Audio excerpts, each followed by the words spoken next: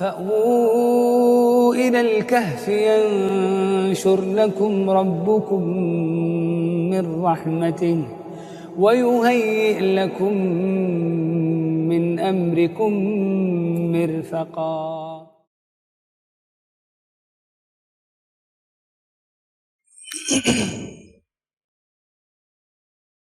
بسم اللہ الرحمن الرحیم. الحمد للہ وکفا وسلام علی عباده الذین اصطفى. اما بعد. قال اللہ سبحانہ وتعالی بعد اعوذ باللہ من الشیطان الرجیم بسم اللہ الرحمن الرحیم وَلَيَنْصُرَنَّ اللَّهُ مَنْ يَنْصُرُهُ. وقال تعالی انا نحن نزلنا الذکر وَإِنَّا لَهُ لَحَافِظُونَ. صدق اللہ العظیم.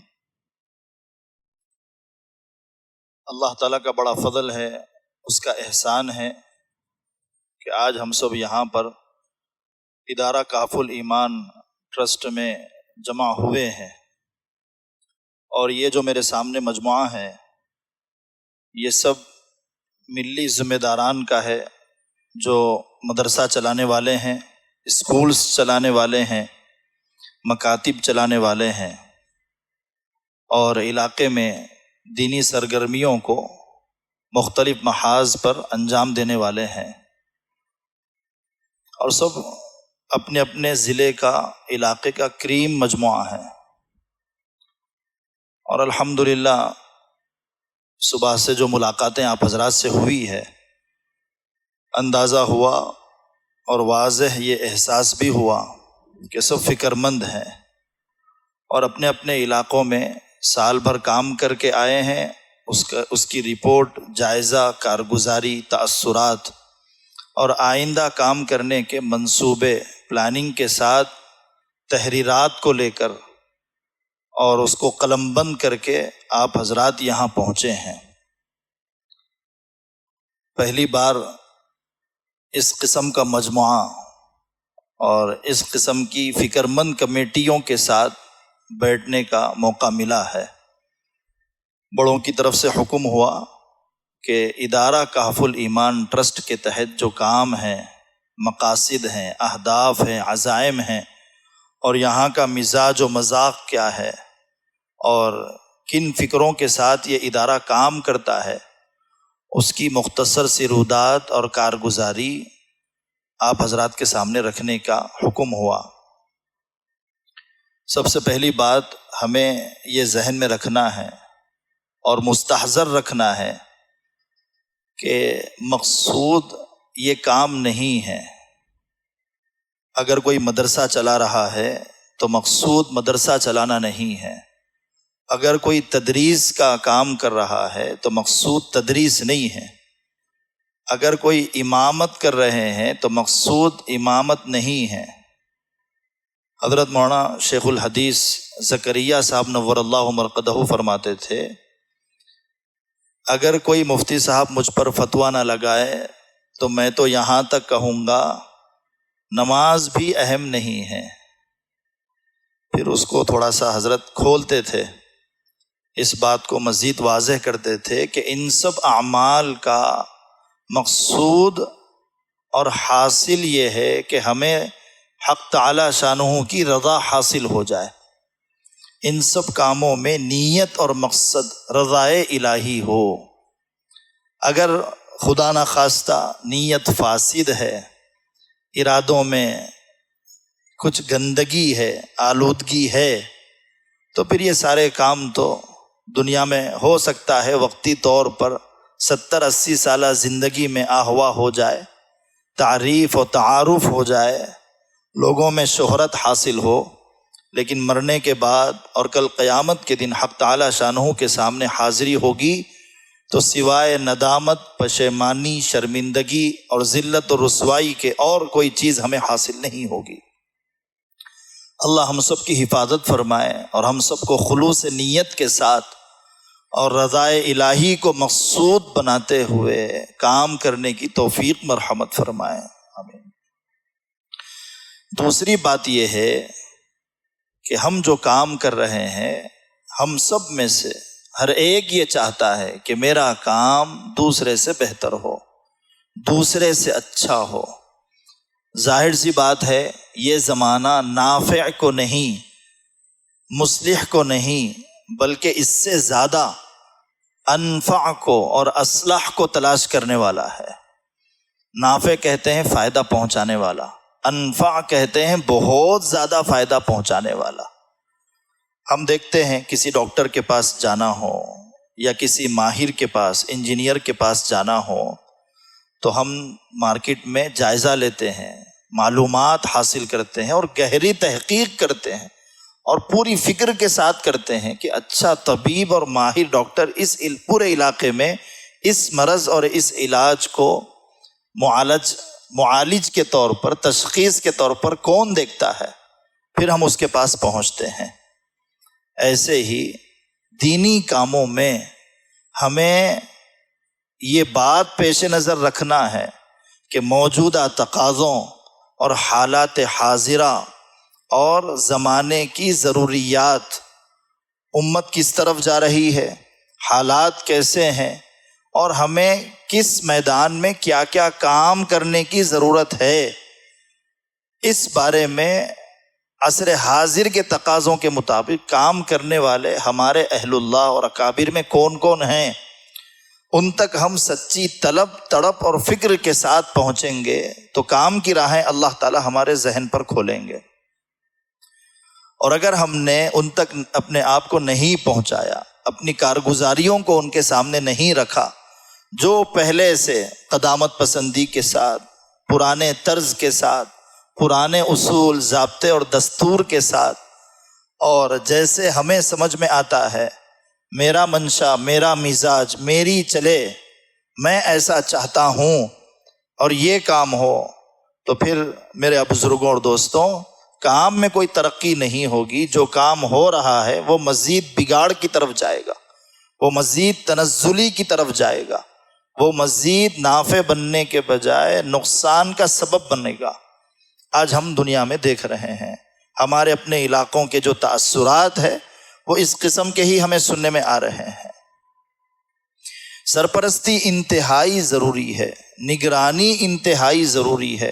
نگرانی اور سرپرستی کے بغیر، اور صحیح سرپرستی، صحیح نگرانی، شیخ کہے کہ واقعتاً میرا مرید ہے، مرید کہتا پھر رہا ہے کہ میں فلاں سے بیعت ہوں، فلاں میرے شیخ ہے، لیکن شیخ صاحب کا کہنا یہ ہے کہ یہ میرا مرید نہیں ہے۔ شاگرد کہتے پھر رہا ہے کہ فلاں میرے استاد ہے، لیکن استاد یہ کہہ رہے ہیں کہ وہ میرا شاگرد نہیں ہے۔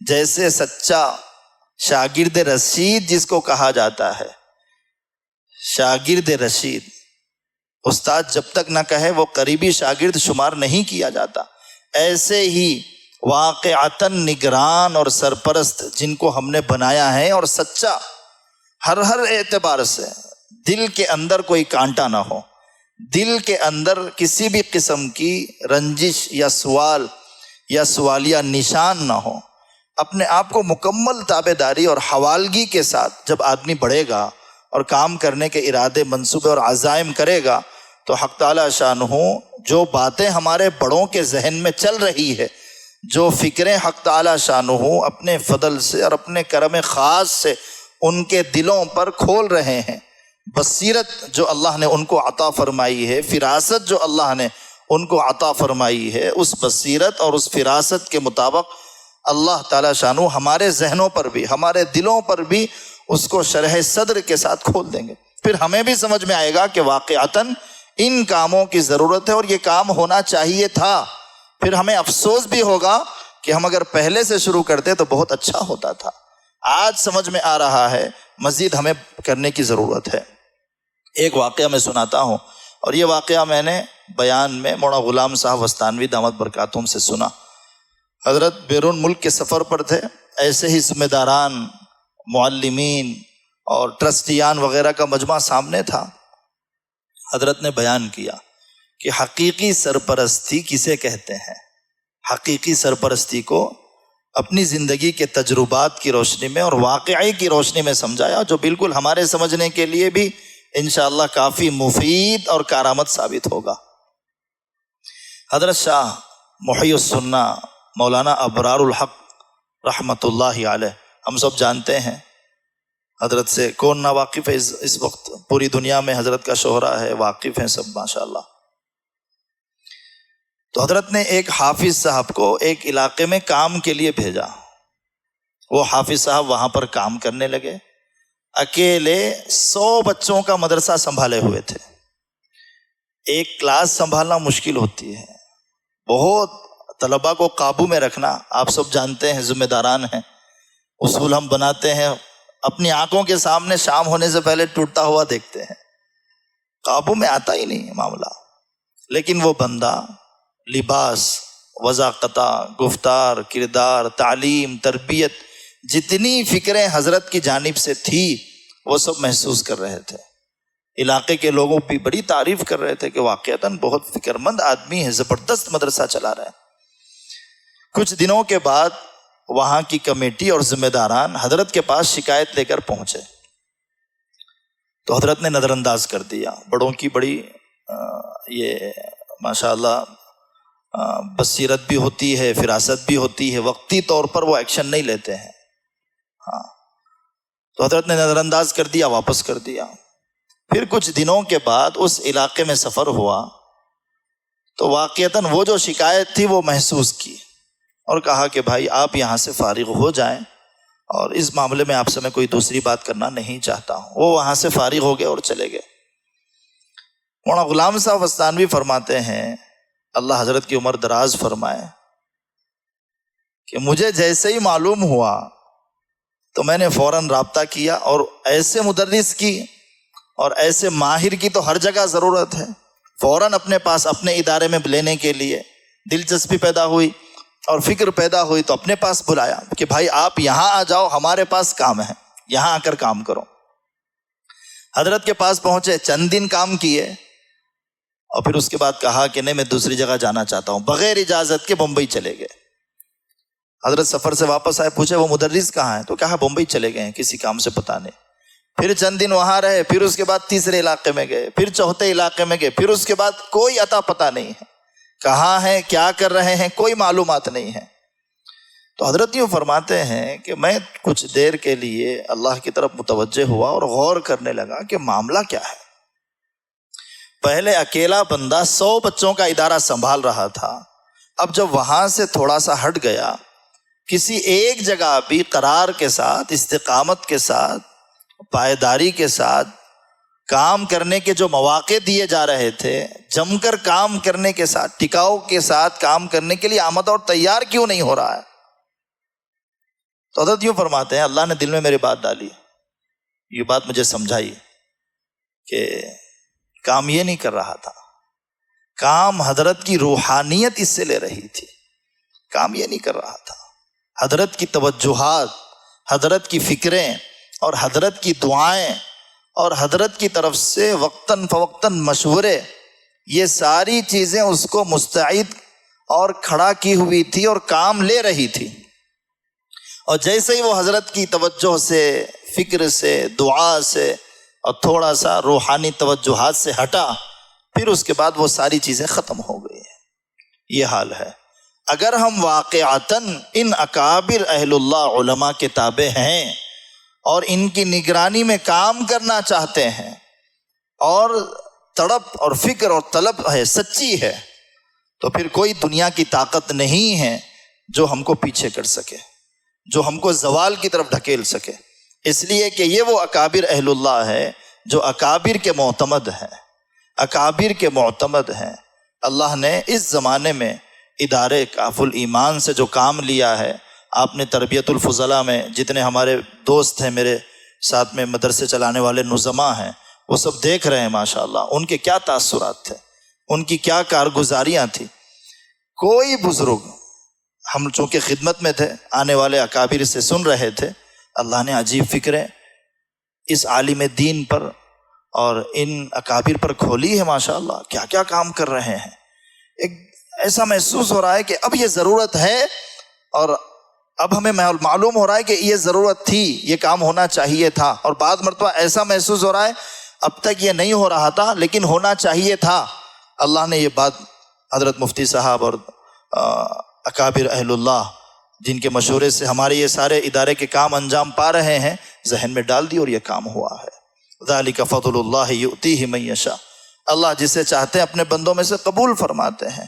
اور ہمارے لیے یہ سعادت مندی خوش نصیبی ہے کہ امت کو ایک ایسا فرد مل گیا، امت کو ایک ایسی شخصیت مل گئی کہ جس کی برکت سے اللہ نے یہ سارے کام کرائے، اور ہم دیکھ رہے ہیں اس کے فوائد کیا ہے، مصالح کیا ہے۔ اور جو آنے والے علماء ہزار کی تعداد میں، سووں کی تعداد میں، پوری دنیا بھر سے، پورے ہندوستان سے، پورے ملک بھر سے، ماشاءاللہ، ان سب کے تاثرات یہاں سے ہم سبق لے کر جا رہے ہیں۔ ایسا محسوس ہو رہا ہے کہ یہ بیٹری جو ہم یہاں سے چارج کر کے جا رہے ہیں سال بھر ہمیں کام کے لیے کھڑا کرے گی، اور کام کر رہے ہیں وہاں سے ماشاءاللہ۔ میں ادارے کا تعارف، نصاب و نظام اور خدمت سے متعلق جو مجھے اصل موضوع دیا گیا تھا، میں اس کو سنا دیتا ہوں کہ کہف الایمان، ہم سب اس سے واقف ہیں۔ چند سالوں میں ہی اس نے کیا کیا اپنے علاقے میں کام کیا، اور پورے ہندوستان بھر میں ہی نہیں بلکہ پوری دنیا میں اس وقت اس کا ایک خاص تعارف ہے۔ اب تک ادارے سے سینکڑوں کی تعداد میں کتابیں شائع ہو چکی ہے۔ میں آپ کو بتا دوں اور تحدیث بن نعمت کے طور پر بتاؤں کہ ہمارے کامرڈی سے ہی ادارے کے جو بیانات، محاضرات، اکابر اہل اللہ کی آمد پر ان کے ہدایات، پند و نصائح، مواعظ جو بھی ہوتے تھے، ہمارے پاس سے جو چھپے ہیں یہاں کے کام، وہ 100 سے زائد رسالے ہیں۔ اور یہاں پر جناب مفتی رفیع الدین حنیف صاحب دامت برکاتہم تشریف فرما ہے، مفتی صاحب کے رفیق خاص ہے، اور تصنیف میں، تالیف میں، تدریس میں، ہر اعتبار سے یہاں ماشاءاللہ مفتی صاحب کا کام ہے۔ مفتی صاحب نے، بڑے مفتی صاحب کی نگرانی میں جو کام کیے ہیں وہ کتابیں ہی 15 سے زائد ہیں، اور سینکڑوں صفحات پر مشتمل ہے۔ زمانے اور حالات تقاضے کے مطابق وہ سارے مضامین لکھے گئے ہیں۔ تو یہاں جو ادارہ ہے یہ بنین کا ہے، جہاں یہ ہمارا پروگرام ہو رہا ہے، بازو میں مسجد کے بالکل حی علی الفلاح کی جانب میں لڑکیوں کا ادارہ ابھی تعمیر ہوا ہے، کرائے کی عمارت میں چل رہا تھا، ماشاءاللہ اب ذاتی عمارت ادارے اور ٹرسٹ کی قائم ہو گئی اللہ کے فضل سے، وہاں اب لڑکیوں کا ادارہ قائم ہو گیا۔ تصنیف و تالیف میں کتابیں، اور با مقصد ترجیحی پروگرام ہوتے ہیں، رسمی پروگرام نہیں، رواجی پروگرام نہیں، سال میں ایک بار جلسہ کرنا ہے، عام مدرسوں میں بھی ہوتا ہے۔ تو یہ ایسے جلسے نہیں ہیں، ایسے پروگرام نہیں ہیں جو ہمارے پاس چل رہے ہوں علاقوں میں جو ہم دیکھتے ہیں، با مقصد پروگرام، اور جو ضرورت ہے اس کو کورس اور اجتماع کی شکل میں وہ پروگرام رکھتے ہیں، کورس کی شکل میں رکھتے ہیں یا اجتماع کی شکل میں رکھتے ہیں، اور اس فیلڈ کے ماہر کو بلاتے ہیں۔ ہم دیکھتے ہیں اس وقت جلسے پروگرام دنیا بھر میں منعقد کیے جا رہے ہیں، وہ جلسے اور وہ جو پروگرامز ہوتے ہیں اس فیلڈ کے ماہر کو بلا کر نہیں، جو وہاں کے حالات سے واقف ہیں، جو اس صوبے کے حالات سے واقف ہیں، بلکہ مشہور اور معروف مقررین کو بلا لیا جاتا ہے، اور تقاریر ہو جاتی ہے، بیانات ہو جاتے ہیں، اور پھر بیان کر کے آنے والے وہ بزرگ، وہ عالم دین، وہ تو رخصت ہو جاتے ہیں، لیکن علاقے کی نوعیت، تقاضا اور وہاں کے حالات کیا ہے، اور کس قسم کے کام ہونے چاہیے، اور کیا منصوبے اور مشورے ہونے چاہیے، اس سے ہمارے جلسے، پروگرام سب بالکل ناواقف ہوتے ہیں، اور اس قسم کا کوئی کام ہی نہیں ہوتا ہے۔ اصل جو جائزہ، کارگزاری رپورٹ اور بچوں کا تعلیمی مظاہرہ ہونا چاہیے وہ نہیں ہو پاتا ہے۔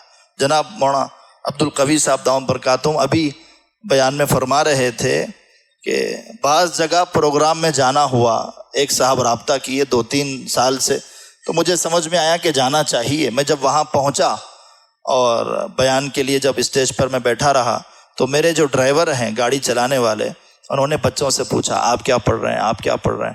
وہ کہنے لگے ہم اس مدرسے کے طلبہ نہیں ہیں، آس پاس کے جو مدرسے چل رہے ہیں نا وہاں کے طلبہ ہیں، یہاں جلسے میں تعداد مدرسے کے بچوں کی زیادہ دکھانے کے لیے آزو بازو اطراف و اکناف کے مدرسے کے طلبہ کو جوڑ لیا گیا ہے۔ اب آپ بتائیے کیا وہ جلسہ کامیاب ہے؟ کیا وہ مدرسہ کامیاب ہے؟ کیا وہ کمیٹی اور ٹرسٹ کامیاب ہے؟ کیا ان کا کام معتبر اور مستند ہے؟ کیا اس کام کو جو وہ لوگ انجام دے رہے ہیں ویسے ہی ہونا چاہیے؟ ہم سب کا جواب یہی ہوگا کہ نہیں، ایسا نہیں ہونا، اس میں تو دھوکہ ہے، اس میں تو دغا ہے، اس میں تو فریب ہے، جھوٹ ہے، مکاری ہے، کیا کیا نہیں ہے اس کے اندر۔ آپ ایک جلسے کا انعقاد کر رہے ہیں قرآن کی نسبت پر، اور آپ خود وہاں قرآن کے حکم کو توڑ رہے ہیں۔ کیا حق تعالیٰ شانوں کی برکتیں، رحمتیں اور حق تعالیٰ شانوں کی خصوصی تجلیات وہاں پر نازل ہوگی، اور کیا کاموں میں برکت ہوگی، کیا روحانیت نورانیت ہوگی، کیا کچھ کام میں اضافہ ہوگا، بڑھے گا کام آگے۔ تو بامقصد پروگرام کیے جاتے ہیں۔ سوشل میڈیا جیسے آپ لوگ دیکھتے ہیں، واٹس اپ گروپس بنے ہوئے ہیں، مفتی صاحب کا تذکیر الاحکام، ٹیلی گرام پر بھی گروپ بنا ہوا ہے، اس میں ہم سب کی رہبری کے لیے مستقل ویڈیوز آتے رہتے ہیں، محاضرات آتے رہتے ہیں، مضامین آتے رہتے ہیں، اور یہاں کے جتنی دینی سرگرمیاں ہیں اس سے واقف کرنے کے لیے اور ہمیشہ فکروں میں ہم آہنگی باقی رکھنے کے لیے یہ گروپ چلائے جاتے ہیں۔ اس کا کوئی دوسرا مقصد نہیں ہے تعارف ہو جائے، تعریف ہو جائے، آہواہ کا حاصل کرنا، یہ ہرگز مقصود نہیں ہے۔ صرف مقصود اور مطلوب یہ ہے کہ یہ جو ہمارے ساتھ جڑے ہوئے دوست ہیں، یہاں کے فکر اور یہاں پر کی جانے والی کوششوں سے وہ لوگ واقف ہوں اور وہاں اپنے علاقے میں یہ کام کریں۔ اگر ہم فکروں میں تھوڑا سا پیچھے ہو جائیں گے یا کام میں تھوڑا سا یہاں کی فکروں کے ساتھ شانہ بشانہ ہوئے بغیر اپنے طور پر انجام دینے کی کوشش کریں گے تو وہ کام صحیح کام نہیں ہوگا، وہ ہمارے اکابر کے منشا کے کام بھی مطابق بھی کام نہیں ہے۔ مولانا الیاس صاحب نور اللہ مرقدہ بانی تبلیغ، حضرت مشورے میں بیٹھے ہوئے ہیں، مشورے کا کمرہ ہے، مشورہ لے رہے ہیں سب ساتھیوں سے۔ ایک ساتھی بیٹھے ہوئے ہیں، اب ہم کیا کرتے ہیں مشورے میں سب سے رائے لیتے ہیں، تو ایک صاحب سے رائے لے رہے ہیں، دوسرے سے لے رہے ہیں، تیسرے سے لے رہے ہیں، چوتھے صاحب جو بیٹھے ہوئے ہیں ان سے مشورہ نہیں لیا، پانچویں صاحب سے مشورہ لے لیا۔ تو مشورے کے بعد لوگوں نے پوچھا حضرت سب سے آپ رائے لیے، وہ جو چوتھے صاحب تھے آپ نے ان سے مشورہ نہیں لیا؟ کہنے لگے وہ 3 دن سے مشورے میں نہیں تھا، اس لیے میں نے اس سے مشورے میں رائے نہیں لی، وہ 3 دن ہم سے فکروں میں پیچھے ہو گیا ہے۔ اب بتاؤ 3 دن کام کی سطح آگے بڑھ گئی، اب ان سے ہم مشورہ لیں گے تو وہ تو 3 دن پہلے والی فکر کے ساتھ بیٹھے ہوئے ہیں، وہی مشورہ دیں گے تو کام میں ترقی کیسے ہوگی؟ بتاؤ کام میں اس سے ترقی ہو سکتی ہے؟ اس لیے میں نے رائے نہیں لی، مشورہ نہیں لیا۔ یہ مقصد ہوتا ہے، یہ باتیں ان کے ذہن میں، ان کے دل میں ہوتی ہے کہ اس طرح کے یہ جو کمیٹیوں کے گروپس ہمارے پاس بنے ہوئے ہیں، جس پر وقتاً فوقتاً مفتی صاحب کے ریکارڈز آتے ہیں، آڈیوز آتے ہیں، تحریریں آتی ہے، بیانات آتے ہیں، پروگرامز کی تفصیلات آتی ہے، اشتہار آتے ہیں، دعوت نامے آتے ہیں، اعلان نامے جتنے ہیں، ان سب کا مقصد یہی ہے کہ یہ کام آپ حضرات بھی اپنے علاقے میں کرو۔ اگر ہم نے کرنے کا ارادہ کر لیا اللہ تعالیٰ اسباب مہیا فرما دیں گے اور کام ہوگا۔ مکاتب چلتے ہیں مفتی صاحب کی نگرانی میں، اڑیسہ کے ابھی کچھ علماء آئے ہوئے تھے، ان کے ساتھ ہم نے مذاکرے کیے، تو اڑیسہ تک بھی مفتی صاحب کی نگرانی میں، سرپرستی میں مکاتب چل رہے ہیں۔ ہمارے اپنے علاقوں میں تو چل ہی رہے ہیں، آندھرا کے علاقے میں بھی ہمارے پاس دوست آئے ہوئے ہیں، مولانا الیاس صاحب اور دیگر، مفتی ریاض صاحب بھی شاید آئیں گے وجے واڑہ کے علاقے میں، اور یلندو کے علاقے میں، یلندو نا اپنا علاقہ، یلندو کے علاقے میں، وہاں پر بھی جو کام ہو رہے ہیں، یہاں سے ماشاءاللہ یہ ہمارے دوست احباب وہاں پر فکروں کو چلا رہے ہیں۔ تو تلنگانہ، آندھرا، مہاراشٹر، ایم پی اور کرناٹکا، بیدر کا علاقہ خاص طور پر، شاید بیدر کے دوست بھی آئے ہوئے ہوں گے یہاں پر، بیدر کے دوست آئے ماشاءاللہ جی، بیدر تک بھی مراکز نسواں اور بنات کے مدارس، مکاتب ماشاءاللہ، اور آپ حضرات بیدر والوں کا کام تو مصعب ہمیشہ تعریف کرتے رہتے ہیں ہم لوگوں کے سامنے، تعارف بھی ہوتے رہتا ہے کام کا۔ اور دیگر بہار تک میں بھی، یو پی کے علاقے میں بھی یہاں سے لوگ ہمارے اساتذہ جاتے ہیں، اور وہاں کے لوگ بھی مشوروں کے لیے مستقل آتے جاتے رہتے ہیں۔ خود مفتی صاحب کے اسفار سے آپ لوگ واقف ہیں۔ بعض ہمارے دوست کہہ رہے تھے چند دنوں کے بعد ہوائی اڈہ مفتی صاحب کے لیے بس اڈہ بن جائے گا، ہوائی اڈہ بس اڈہ بن جائے گا، اس لیے کہ ایک سفر سے واپس ہوئے، اترے وہاں پر، پھر وہاں سے وہیں سے اترنے سے پہلے بورڈنگ ہو جاتی ہے، پھر دوسری طرف جا رہے ہیں، پھر وہاں سے واپس ہوئے، پھر تیسری طرف جا رہے ہیں، قافلے یہ بدل رہے ہیں ساتھ میں چلنے والوں کے، لیکن رہبر وہی ہے، وہ مستقل سفر کر رہے ہیں، پورے علاقوں کے دورے ہو رہے ہیں۔ اللہ تعالیٰ نے قبول فرمایا ہے، کام ہو رہا ہے، ہمارے لیے سعادت مندی کی بات ہے، خوشی کی بات ہے، خوش نصیبی کی بات ہے کہ اللہ تعالیٰ نے قبول کیا اور پورے ہندوستان بھر میں سفر ہو رہے ہیں۔ تو مدارس اور مکاتب یہ سارے ہم سب تو جانتے ہیں، ہم تو جڑے ہوئے ہیں، اس کے علاوہ ہو سکتا ہے کوئی کمیٹی یہاں نہ پہنچی ہو، تو وہ لوگ بھی مستقل سال بھر رجوع ہوتے ہیں۔ میں نے پہلے ہی بتایا، مفتی صاحب یہ چاہتے ہیں کہ رسمی اور رواجی طریقے کی کمیٹی تعلق نہ رکھے، واقعتاً تعلق ہو اور ضابطے والا ہو، محبت والا ہو، عقیدت والا ہو، اور اسی کے ساتھ ساتھ اصول پسند بھی ہو، اور واقعتاً وہ مشورے کے مطابق کام کرنے والے ہوں۔ ایسی کمیٹیوں کو بھی فائدہ پہنچے گا جو وقتاً فوقتاً جڑ جاتی ہے، مشورے لے لیتی ہے، لیکن جو باضابطہ جڑے ہوئے ہیں ان کا تو فائدہ ہی فائدہ ہے۔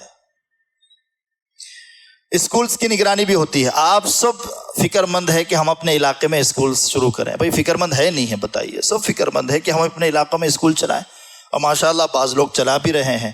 جہاں ابھی تک شروع نہیں ہوئے ہیں اسکولز، وہاں پر ہمیں قائم کرنا ہے، اسکولز ہمیں چلانا ہی ہے۔ ہمارے پاس کس چیز کی کمی ہے؟ آپ بتائیے۔ آپ پورے ہندوستان بھر سے کوئی بھی ماہر کا نام مفتی صاحب کے سامنے لیجئے، حضرت مفتی صاحب بولیں گے ٹھیک ہے بھائی، کب کا وقت چاہ رہے ہیں آپ؟ میں پوچھ لیتا ہوں، میں ترتیب بناتا ہوں، آپ بس کام لیجئے۔ آپ کون سا سلیبس چلانا چاہتے ہیں، کون سا نصاب و نظام مقرر کر لینا چاہتے ہیں، آپ مشورہ کیجئے۔ کام کو بڑھانے کی کیا شکل ہو سکتی ہے؟ اگر کوئی طالب اور واقعتاً وہ طلب لے کر آ رہا ہو اور بیٹھا ہوا ہو، اپنی فکر کو مفتی صاحب کے سامنے رکھ رہا ہو، بعض مرتبہ ہمارے ساتھیوں کے تاثرات ہیں، آنکھوں میں آنسو آ جاتے ہیں، محبت کے الفاظ نکل جاتے ہیں، برکت کی دعائیں نکل جاتی ہے کہ آپ کام کے ارادے سے آئے ہیں، کام کا مشورہ لے کر آئے ہیں، واقعتاً کیجیے۔ کیا ہماری رہبری آپ چاہتے ہیں اس بارے میں؟ کیا آپ کی اس سلسلے میں ہم سے امید ہے؟ وہ بتائیے، ہم اس کے مطابق انشاءاللہ آپ کا ساتھ دینے کے لیے تیار ہیں۔ اسکولز ماشاءاللہ چل رہے ہیں، نگرانی میں، سرپرستی میں، وجے واڑہ میں چل رہا ہے، کاماریڈی میں چل رہا ہے، اور آرمور میں چل رہا ہے، اور دیگر علاقوں میں شروع کرنے کے عزائم میں، ہو سکتا ہے مجھ سے کچھ نام چھوٹ رہے ہوں، دیگر اسکولز کے بھی، شکر نگر میں بھی چل رہا ہے، کاغذ نگر میں چل رہا ہے، اور پٹلم کے ہمارے کمیٹی کے ذمہ دار بیٹھے ہوئے ہیں، وہ لوگ بھی ارادہ کیے ہوئے ہیں، اور ماشاءاللہ بھیم گل کے بھی کمیٹی اور مولانا وغیرہ وہاں سے آئے ہوئے ہیں، وہ لوگ بھی ماشاءاللہ زمین کی خریداری ہو گئی، اب کام کرنا ہی چاہتے ہیں۔ سب جگہ اللہ نے اسباب مہیا کر دیے ہیں۔ اب ہم سب کو فکر مند ہونا ہے کہ جلد سے جلد مدرسے کے نظام کو مرتب منظم کرتے ہوئے، مکاتب کو مستحکم کرتے ہوئے، دارالافتاء، شرعی پنچایت، اسی کے ساتھ ساتھ اسلامک اسکول، عصری تعلیم دینی ماحول میں دینے کے لیے جو ہم نے ارادے کر رکھے ہیں، منصوبے بنا رکھے ہیں، اس کو بھی جلد سے جلد کوشش کر کے تکمیل تک پہنچانے کی فکر فرمائیں، تو پھر انشاءاللہ علاقے میں بہت کام ہوگا۔ معاشرتی اور معاملاتی مسائل کی کونسلنگ، جیسے میں نے بتایا شریف پنچایت، دارالافتاء، یہاں تو آپ سب واقف ہیں، 1 ہفتہ پہلے، 10 دن پہلے، 5 دن پہلے اطلاع کر کے وقت لے کر آنا ہوتا ہے۔ ایسے ہی ہوتا ہے نا، کوئی اگر پہنچ گئے اور وقت مل رہا ہو، ایسا ہوا کبھی؟ اتفاق بہت کم ہوتا ہے۔ یہاں پورے شہر کے اطراف اکناف کے، اضلاع کے مختلف خاندان رجوع ہوتے رہتے ہیں، اور صاحب کی فکر بھی یہی رہتی ہے کہ بجائے کورٹ کچہریوں کے، بے ایمان ججوں کے پاس اور وکیلوں کے پاس جا کر اپنے مسئلے حل کرنے کے، یہاں علماء کی رہبری اور نگرانی میں مفتیان کرام کی خدمت سے استفادہ کرتے ہوئے کونسلنگ کی جائے، ذہن سازی کی جائے۔ کتنے وہ خاندان تھے جو ٹوٹنے کے قریب تھے، ٹوٹ چکے تھے، کتنے وہ کاروباری تھے جو تباہی بربادی کی طرف دہانے پر ٹھہر گئے تھے، اللہ نے خدمت کا موقع دیا، ان سب کو واپس لایا گیا، جوڑا گیا، اور پھر وہ لوگ اب ماشاءاللہ ایک رخ ان کو ملا تو اب ترقی کی طرف ہے۔ وہ لوگ جڑتے ہیں تو کہتے ہیں، ملاقات ہوتی ہے تو بتاتے ہیں، بس بربادی کے قریب تھے، برباد ہو چکے تھے، اللہ نے وقت پر کسی دوست کے ذریعے یہ پیغام پہنچا دیا کہ بھئی فلاں جگہ کونسلنگ ہوتی ہے، ذہن سازی ہوتی ہے، فلاں عالم دین ہے، آپ ان کے پاس جائیے، اپنے مسئلے کو حل کیجیے۔ کہف الایمان اس خدمت میں بھی ماشاءاللہ پورے علاقے بھر میں ایک ممتاز حیثیت رکھتا ہے۔ یہاں مستقل اساتذہ میں بھی کہنا مشق اساتذہ رکھے گئے، جناب مفتی منیر صاحب ہیں، انہوں نے وصیت پر کتاب لکھی، اور سود پر کتاب لکھی، چینل مارکیٹنگ پر، ملٹی لیول مارکیٹنگ پر احکام اور مسائل کو ترتیب دیے، اور بھی دیگر کتابیں جو مختلف رسالوں کی شکل میں۔ سود پر تو باضابطہ مفتی احمد اللہ نثار صاحب، مفتی رفیع صاحب کا کام ہے، مفتی صاحب کا ہی کام، مفتی منیر صاحب کا ہی کام ہے، اس پر بھی باضابطہ 400 صفحات پر یا اس سے زائد صفحات پر مشتمل کتاب لکھی گئی ہے۔ یہ کتابیں کیوں لکھی جا رہی ہے؟ اب اس وقت وہ حالات ہے، وہ سارے مسائل ہیں۔ میراث کے جھگڑے کون سے علاقے میں نہیں ہیں؟ آپ بتائیے۔ ترکے سے متعلق مسائل، شریف پنچایتوں میں جھگڑے ہیں، تنازعات اس قدر شدت پکڑ چکے ہیں، ہم جب بیٹھتے ہیں ان کے ساتھ، عورتیں خواتین پردے میں بیٹھی ہوئی ہے، مردانہ سامنے بیٹھا ہوا ہے، بہن بھائی ہیں، تھوڑا سا کبھی ہوا سے پردہ اڑتا نا، اڑے جب بہن اندر، بھائی کی طرف اگر نظر پڑ رہی ہے تو بھائی چہرہ چھپاتا ہے، اور بھائی کی نظر بہن پر پڑ رہی ہوتی ہے تو بہن فوراً پردے کو کھینچ لیتی۔ اتنی نفرت آ گئی ہے دلوں میں، اتنی نفرت ترکے کے مسائل کو لے کر، میراث کے جھگڑوں کو لے کر۔ تو اس زمانے میں یہ کام کرنا کتنا ضروری ہے۔ اگر ہم نہیں کریں گے، ایسے بھی واقعات ہے کہ بھائی بہن کے بال کھینچتے ہوئے سیڑھیوں سے گھسیٹ کر، گھر سے گھسیٹ کر چوراہے پر لا کر پٹائی کر رہا ہے، مار رہا ہے، بھائی مار رہا ہے، بہن کو مار رہا ہے، اور علاقے کے لوگ روکنے کے لیے کوشش کر رہے ہیں لیکن وہ تیار نہیں ہے۔ اتنے جذبات میں، اتنے غصے میں، اور پھر پولیس والے آ رہے ہیں، بے پردگی ہو رہی ہے، علاقے میں بدنامی ہے، یہ سب چیزیں ہوتی ہے۔ تو شرعی پنچایت کا قیام، دارالافتاء کا نظام اور منظم جیسے ادارہ چاہتا ہے، اپنے اپنے علاقوں میں قائم کرنے کی ضرورت ہے۔ رفاہی کام تو ماشاءاللہ حفاظ کی خدمت کی جاتی ہے، علماء کی خدمت کی جاتی ہے، اور جہاں تنخواہوں کے نظام میں کمی بیشی ہوتی ہے تو ادارہ جتنی استطاعت قدرت رکھتا ہے، 10,000 کے ذریعے، 20,000 کے ذریعے، 30,000 کے ذریعے، بعض اداروں کو 50,000 کے ذریعے ادارے سے تعاون بھی ہو جاتا ہے۔ ڈیلیوری کے مسائل ہوتے ہیں، بچوں کے علاج معالجے کے مسائل ہوتے ہیں، اور گھروں کے اندر تنگیاں ہیں، کچھ حالات ہے، تو آپ حضرات جانتے ہیں مفتی صاحب کا مزاج کیا ہے۔ ارے بھائی جانتے کہ نہیں جانتے؟ مفتی صاحب کیا کہتے ہیں؟ درخواست آپ لوگوں سے یہی کرتے ہیں کہ آپ ان کا تعاون کر دیں، تنخواہ کے علاوہ اضافی کچھ رقم دے دیں تاکہ کچھ مدد ہو جائے اور وقتی طور پر ضرورت کی تکمیل ہو جائے۔ ماشاءاللہ یہ ادارہ تو ہمارا تنخواہوں کے اعتبار سے، اب دوسرے مدرسوں کے مدرسین کے ساتھ ابھی کل پرسوں جو ملاقاتیں ہو رہی تھی، پوچھا گیا آپ کی امامت کی تنخواہ کیا ہے، مدرسے کی تنخواہیں کیا ہے۔ بہت افسوس ہوا سن کر، بہت افسوس ہوا، میں اس کو بتا نہیں سکتا کتنی کم تنخواہوں پر یہ ہمارے علماء حفاظ قربانیاں دے رہے ہیں۔ کیا یہ دال چاول کی دکان نہیں کھول سکتے تھے؟ کیا یہ سبزی منڈی میں جا کر بیٹھ کر کاروبار نہیں کر سکتے تھے؟ کیا یہ اتنے کمزور ہے کہ ان کو دنیا سمجھ میں نہیں آتی؟ ہر چیز سے واقف ہیں، کر سکتے ہیں، لیکن دین کا کام کرنا چاہتے ہیں، مقصد رضائے الہی ہے۔ قربانی کا مزاج انہوں نے اپنے اساتذہ سے، اپنے اہل اللہ سے سیکھا ہے، اپنے بزرگوں سے سیکھا ہے۔ اب وہی مزاج، مذاق، منہج، طریقہ، اسلوب اب وہ کام کر رہے ہیں ماشاءاللہ۔ پھر میں نے اپنے اداروں سے متعلق، کمیٹیوں سے متعلق جو تنخواہیں جہاں ہم پہنچتے ہیں وہ خیالات آتے رہے ماشاءاللہ، اللہ کا شکر ادا کرتے رہے، الحمدللہ ٹھیک ہے دوسروں کے مقابل میں۔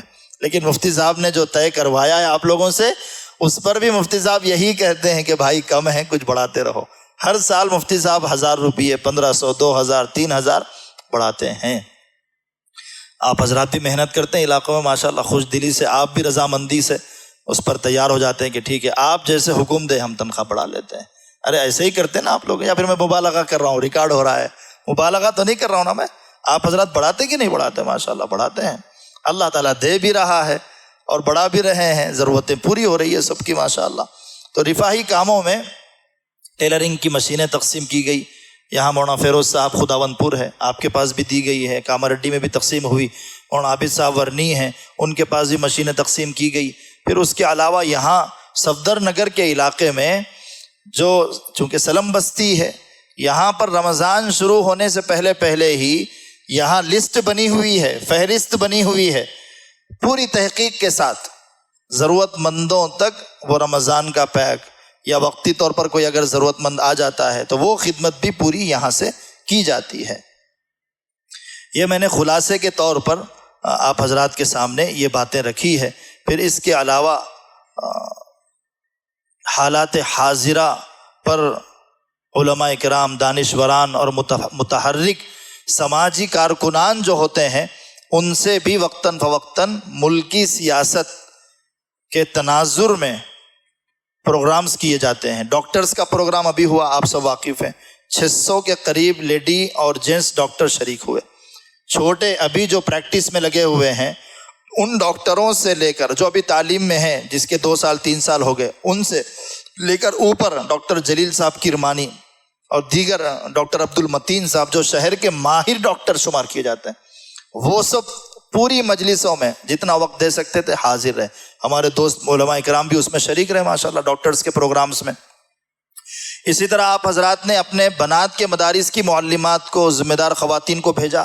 تربیت الفاضلات میں مولانا خالد سیف اللہ صاحب دامت برکاتہم کے گھر والے، حضرت شاہ صاحب کے گھر والے، بڑی دختر، اور ہمارے اکابر میں سے مولانا عبید الرحمن صاحب ان کے گھر والے، مولانا عبد القوی صاحب کے والدہ وغیرہ، کتنے ماشاءاللہ ایک جگہ ذمہ دار اور سرپرست خواتین مائیں جمع ہو گئی تھی۔ تو اس کے تاثرات آج تک بھی معلمات ہمارے اداروں میں، ہم لوگ جب یہاں آ رہے تھے وہ پوچھ رہی تھی کہ ہمارا پروگرام کب رکھا جائے گا۔ اس قسم کے پروگرام وہاں پر رکھے گئے۔ پھر پروفیشنلز میں بھی جو آئی ٹی کمپنیوں میں کام کرتے ہیں ان کے لیے بھی تربیت کے پروگرام رکھے گئے، وہ لوگ بھی استفادہ کیے ہیں۔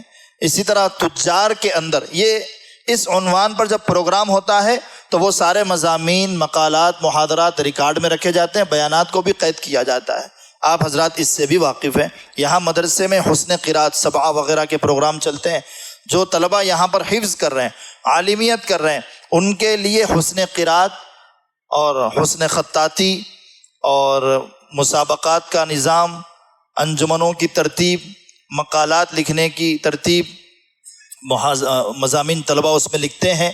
پھر اسی کے ساتھ ساتھ وقتاً فوقتاً اکابر کی جب آمد ہوتی ہے تو بچوں کے درمیان ان کے تربیتی خطابات، اور یہاں کا پورا نظام تربیت کا ہے۔ تعلیم تو ماشاءاللہ معیار ہے، معیاری اساتذہ چونکہ ایسے ہیں جو دارالعلوم دیوبند میں ممتاز اور امتیازی پوزیشن حاصل کر چکے ہیں، تقریباً وہی اساتذہ یہاں پر ہے، تقریباً وہی اساتذہ ہے۔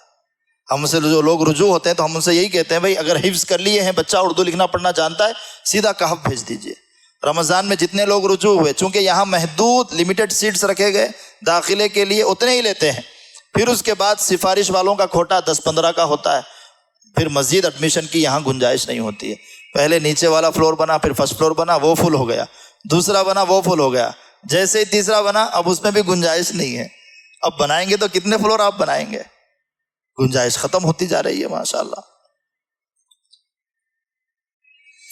آن لائن کورسز بھی چلائے گئے۔ شادی کورس میں آپ حضرات کے کون کون سے ادارے جڑے تھے بھائی؟ شادی کورس میں ورنی والے جڑے تھے، خداون پور والے جڑے تھے، کامرڈی والے بھی، صدیق بھائی بیٹھے ہوئے ہیں ماشاءاللہ جی بھائی، آپ کے پاس بھی کاغذ نگر سے بھی جڑے تھے۔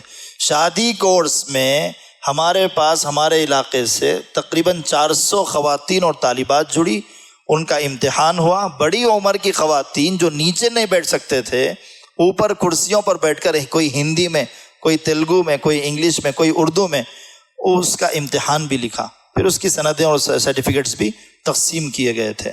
اسی طرح زکوٰۃ کورس چلایا گیا، فہم رمضان کورس چلایا جاتا ہے، فہم سفر المظفر کورس چلایا جاتا ہے، فہم قربانی کورس ہے، اور اسی کے ساتھ ساتھ شادی کورس کے علاوہ ذبیحہ کے متعلق، قربانی کا جب زمانہ آتا ہے تو ذبیحہ کورس بھی چلایا گیا۔ آج کل ذبح کے اندر جو منکرات ہے، جو غلط امور اس میں جو انجام دیے جا رہے ہیں، ذبح کا طریقہ کیا ہے، گوشت کیسے تقسیم کرنا چاہیے، کون سا ذبیحہ حلال ہے، کون سا حرام ہے، بہت باریک مسائل ہیں، وہ بھی آن لائن چلایا گیا تھا۔ اسی کے ساتھ ساتھ مدارس کا مالیاتی نظام کیسے ہو، ٹرسٹ اور انفارمیشن ٹیکنالوجی سے متعلق آن لائن سوال جواب کی نشست رکھی گئی تھی۔ مفتی عبد المہیمن اظہر صاحب قاسمی، مفتی نوید صاحب ایڈوکیٹ، اور مفتی صاحب بھی، وہ پروگرام رکھا گیا تھا۔ مولانا عبید الرحمن صاحب اطہر دامت برکاتہم کی نگرانی میں، اور ماشاءاللہ پروگرام بھی کامیاب رہا، کئی مدارس والے جڑے ہیں۔ ہمیں معلوم نہیں تھا کہ ٹرسٹ کیا ہے، اتنی کمیٹیاں یہاں بیٹھی ہوئی ہے، بتائیے بھائی کب سے ہمارا علاقے میں کام چل رہا تھا، لیکن منظم ٹرسٹ جیسے بنانا چاہیے بنائے تھے ہم، رجسٹرڈ کے اعتبار سے، بائلاس کے اعتبار سے، اور پھر اسی کے ساتھ ساتھ مالیات کا نظام صاف شفاف، ایک ایک پائی کا حساب۔ ایک کمیٹی آتی ہے، آپ لوگوں سے ہی ہم نے یہ شکایت سنی، تو آنے کے بعد دوسری کمیٹی آنے والی، اس کمیٹی پہلی کمیٹی کو، پہلی والی کمیٹی اب آنے والی دوسری کمیٹی کو حساب دینے تیار نہیں ہے، حساب دینے تیار نہیں ہے۔ بھئی کیوں دینے تیار نہیں ہے؟ ظاہر سی بات ہے کچھ نہ کچھ گڑبڑ ہے۔